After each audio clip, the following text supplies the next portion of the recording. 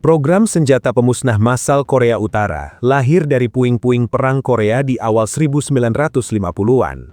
Saat itu, Kim Il-sung melihat negaranya rata dengan tanah akibat pengeboman udara besar-besaran.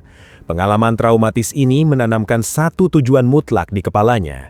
Dinasti Kim wajib memiliki senjata super mematikan sebagai tameng pelindung rezim dari ancaman luar.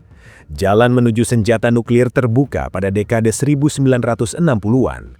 Uni Soviet menghadiahi mereka sebuah reaktor kecil untuk keperluan riset energi. Diam-diam, para ilmuwan Pyongyang membelokkan fungsi reaktor ini menjadi fasilitas militer. Mereka mengumpulkan material radioaktif dalam senyap. Memasuki era 1990-an, Korea Utara mempercepat langkah mereka melalui jalur bawah tanah. Negara ini membeli desain sentrifugal pengayaan uranium dari jaringan ilmuwan Pakistan. Transaksi rahasia ini memberi mereka cetak biru teknis yang akurat untuk merakit bom nuklir secara mandiri. Estafet kepemimpinan berlanjut ke tangan Kim Jong-un. Pemimpin generasi ketiga ini memutar seluruh sumber daya militernya pada pengembangan peluru kendali. Hasil puncaknya adalah Hwasong-15, sebuah rudal balistik antar benua berukuran raksasa. Mesin roket ini memiliki daya dorong yang sanggup melontarkan hulu ledak nuklir melintasi Samudra Pasifik. Jangkauan sejauh itu menempatkan kota-kota besar di daratan Amerika Serikat, tepat di dalam area sasaran tembak mereka.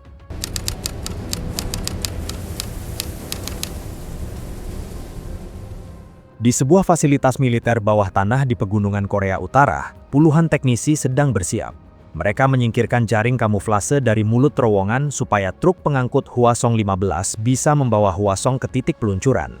Cuaca sedang buruk dan awan tebal menutupi area tersebut, sehingga satelit mata-mata Amerika Serikat kesulitan memantau operasi ini. Sementara itu, di dalam ruang kontrol, seorang perwira menerima instruksi langsung dari Kim Jong-un melalui telepon analog. Penggunaan kabel fisik ini dipilih untuk menghindari penyadapan sinyal modern. Setelah hitung mundur selesai, mesin utama rudal menyala dan dorongannya mengguncang kompleks pegunungan tersebut. Proyektil ini kemudian melesat ke udara. Begitu rudal meluncur, satelit peringatan dini Amerika Serikat langsung mendeteksi jejak panas dari mesin roket tersebut. Sensor satelit ini kemudian mengirimkan peringatan darurat ke pangkalan Angkatan Udara Buckley di Colorado.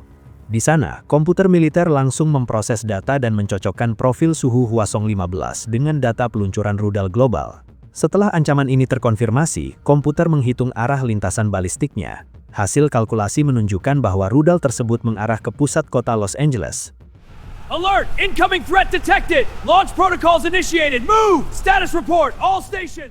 Saat rudal Hwasong-15 menembus lapisan atas atmosfer, agen Secret Service di Washington segera mengevakuasi Presiden Amerika Serikat, Donald Trump, ke dalam pesawat komando E-4B Nightwatch. Pesawat ini terbang mengitari wilayah udara Amerika untuk memastikan jaringan komunikasi militer tetap beroperasi. Pada saat yang sama, armada kapal selam balistik Amerika di Samudra Pasifik mulai mengunci titik koordinat target balasan mereka. Seluruh pangkalan militer Amerika Serikat di wilayah Asia Pasifik juga langsung menaikkan status mereka menjadi siaga tempur tertinggi. Rudal akhirnya mencapai luar angkasa dan bahan bakar pendorongnya habis. Hulu ledak utama kemudian terlepas dari badan roket, lalu melayang melintasi ruang angkasa dengan kecepatan tinggi. Di darat, sistem radar AN-TPY-2 dan kapal perusak kelas Aegis mulai memindai langit. Sensor ini memancarkan gelombang pelacak untuk mengunci lintasan balistik hulu ledak tersebut. Markas Komando Pertahanan Udara lalu menyusun kalkulasi untuk mencegat target ini sebelum turun kembali memasuki atmosfer bumi. Hulu ledak musuh melepaskan serpihan logam dan umpan pengecoh untuk mengganggu radar pertahanan Amerika. Komputer militer bekerja keras memindai seluruh objek tersebut dan menyaring data berdasarkan ukuran, suhu, serta lintasan untuk menemukan target yang asli. Setelah komputer memastikan hulu ledak mengarah ke pusat kota Los Angeles, Markas Komando memberikan izin peluncuran. 4 roket pencegat darat akhirnya melesat dari pangkalan militer di California untuk mengejar target tersebut. Di luar atmosfer bumi, proyektil pelumpuh terlepas dari roket pencegat dan melesat mendekati target. Kedua objek ini akhirnya berbenturan dengan kecepatan tinggi. Energi kinetik dari tabrakan tersebut menghancurkan hulu ledak musuh menjadi serpihan kecil di luar angkasa. Sistem pertahanan Amerika berhasil menetralisir ancaman ini sebelum mencapai daratan. Setelah ancaman udara selesai, fokus operasi militer bergeser ke pergerakan darat dan udara konvensional. Pasukan khusus Amerika dan Korea Selatan menggunakan helikopter siluman untuk menyusup ke lokasi peluncuran musuh. Armada jet tempur juga mulai mendominasi ruang udara semenanjung Korea. Sebagai respons terhadap serangan ini, militer Korea Utara menembakkan peluru artileri berat ke arah ibu kota Korea Selatan. Perang darat skala besar akhirnya meletus di semenanjung Korea. 미국이 우리 조국을 공격하다니 진정하십시오. 당장 보복 공격을 개시하라. 알겠습니다, 카카. 전부대 전투 준비. Sistem pertahanan udara Amerika Serikat berhasil menghancurkan hulu ledak nuklir musuh di luar angkasa. Keberhasilan ini memberi lampu hijau bagi Trump untuk memerintahkan pembalasan militer total. Ratusan rudal penjelajah Tomahawk meluncur dari lambung armada kapal selam kelas Ohio di Samudra Pasifik. Proyektil ini menghantam situs peluncuran, landasan udara, dan pusat komando komunikasi di Pyongyang. Menyusul serangan tersebut, formasi pesawat pengebom siluman B-2 Spirit menjatuhkan peledak penembus beton GBU-57 ke fasilitas militer bawah tanah Korea Utara. Rangkaian ledakan ini memutus rantai komando militer pusat. Kehancuran infrastruktur militer Korea Utara menyalakan alarm perang di Beijing. Komando Pusat Partai Komunis Cina segera mengaktifkan protokol pertahanan militer tertinggi. Mereka mengerahkan kekuatan penuh Tentara Pembebasan Rakyat (PLA) untuk mempertahankan negara penyangga utama mereka. Gelombang pertama serangan balasan Cina bermula dari ruang cyber. Peretas militer Cina melancarkan serangan malware berskala masif ke jaringan listrik dan fasilitas komunikasi Korea Selatan. Jaringan internet di Seoul lumpuh seketika. Di udara, formasi jet tempur siluman J-20 Cina lepas landas dari pangkalan di Provinsi Liaoning. Pesawat-pesawat ini melesat menembus wilayah udara semenanjung untuk mencegat armada pengebom Amerika Serikat. Jet tempur F-35 milik Amerika merespons manuver tersebut. Pertempuran udara intensitas tinggi pecah di atas awan. Rudal udara ke udara saling memburu target. Serpihan logam dari badan pesawat yang meledak berjatuhan menghantam pegunungan bersalju di bawahnya. Cina memperluas skala pertempuran. Pasukan roket PLA menembakkan puluhan rudal balistik konvensional Dongfeng DF-26 dari wilayah daratan mereka. Target utama mereka mencakup pangkalan militer utama Amerika Serikat di Osan, Korea Selatan, dan pangkalan udara Kadena di Jepang. Ledakan beruntun menghancurkan landasan pacu, hanggar, dan depo bahan bakar. Sistem pertahanan udara Patriot milik Amerika kewalahan menahan volume serangan rudal dari arah barat ini. Pada saat yang bersamaan, Rusia memobilisasi kekuatan penuh di perbatasan timur laut mereka. Sistem pertahanan rudal S-400 di wilayah Vladivostok mengunci radar pada seluruh objek terbang di sekitar perbatasan. Armada Pasifik Angkatan Laut Rusia mengerahkan kapal penjelajah dan kapal selam serang bertenaga nuklir untuk memblokade Laut Jepang. Kapal-kapal Rusia ini menargetkan radar mereka secara presisi ke arah pergerakan armada kapal induk Amerika Serikat. Kehadiran armada Rusia ini memaksa militer Amerika memecah fokus pertahanan maritim mereka. Dukungan tembakan dari sekutu memberi ruang bagi Komandan Lapangan Korea Utara untuk melancarkan agresi darat. 10.000 pucuk meriam artileri dan peluncur roket ganda di perbatasan memuntahkan peluru secara serentak ke arah Korea Selatan. Distrik padat penduduk di Seoul menerima hantaman ledakan bertubi-tubi. Gedung-gedung perkantoran runtuh menimpa jalan raya.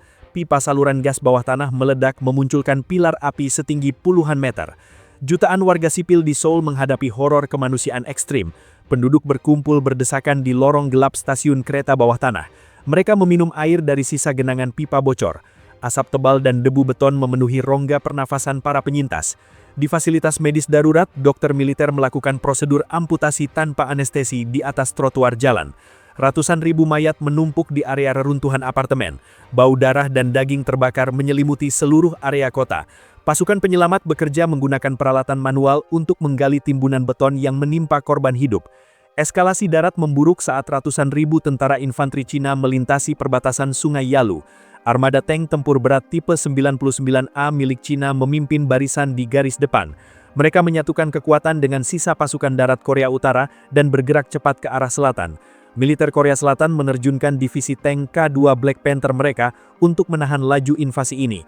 Pertemuan fisik antara armada lapis baja kekuatan super ini menciptakan medan pembantaian paling brutal. Pasukan dari kedua kubu menggali garis parit pertahanan darurat.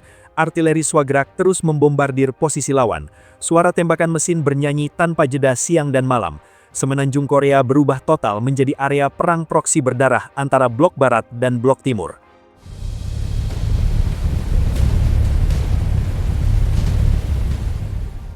Feuer!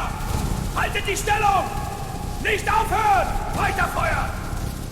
Perang di Asia Timur ini menghancurkan urat nadi ekonomi global secara instan. Seluruh jalur pelayaran komersial di Laut Cina Timur dan Laut Jepang ditutup oleh militer. Ribuan kapal kargo menjangkar kapal mereka menjauhi zona konflik. Harga minyak mentah dunia melonjak menembus rekor tertinggi. Indeks bursa saham di seluruh negara jatuh bebas, menghapus nilai kekayaan triliunan dolar. Kerusakan pabrik semikonduktor di Korea Selatan menghentikan produksi perangkat elektronik, kendaraan, dan alat medis di seluruh dunia. Krisis rantai pasok ini memicu gelombang pemutusan hubungan kerja masif di Eropa dan benua Amerika. Kelangkaan bahan pangan dasar memicu kerusuhan massal di negara-negara berkembang. Keputusan satu peluncuran rudal nuklir ini menjadi titik awal kehancuran tatanan masyarakat modern. Simulasi perang ini memperlihatkan efek domino nyata dari sebuah keputusan militer. Satu peluncuran peluru kendali balistik mampu memicu eskalasi konflik berskala global dalam hitungan jam. Saat ini, keseimbangan dunia bertumpu murni pada kekuatan diplomasi dan perjanjian pembatasan senjata. Oleh karena itu, tekanan satu tombol peluncuran akan langsung menarik kekuatan militer Tiongkok dan Rusia ke dalam medan tempur. Negara-negara ini menggerakkan pasukan darat mereka secara masif demi mengamankan perbatasan dan kepentingan geopolitik di kawasan Asia Timur. Kondisi ini membuktikan bahwa perlombaan senjata modern menempatkan umat manusia pada posisi yang sangat rentan. Kesalahan kalkulasi dari satu ruang komando bisa mendatangkan kehancuran peradaban seketika. Bagaimana pandangan kalian soal skenario geopolitik ini? Apakah Tiongkok dan Rusia akan benar-benar mengambil resiko perang terbuka melawan Amerika Serikat demi mengamankan Korea Utara? Ataukah mereka memiliki agenda taktis lain di semenanjung Korea? Bagikan analisis kalian di kolom komentar di bawah. Mari kita diskusikan probabilitas operasi militer ini bersama-sama. Pastikan kalian menekan tombol like dan subscribe Kopral Gondrong untuk terus mengikuti bedah taktik militer dan sejarah pertempuran dunia. Sampai jumpa di analisis medan tempur berikutnya.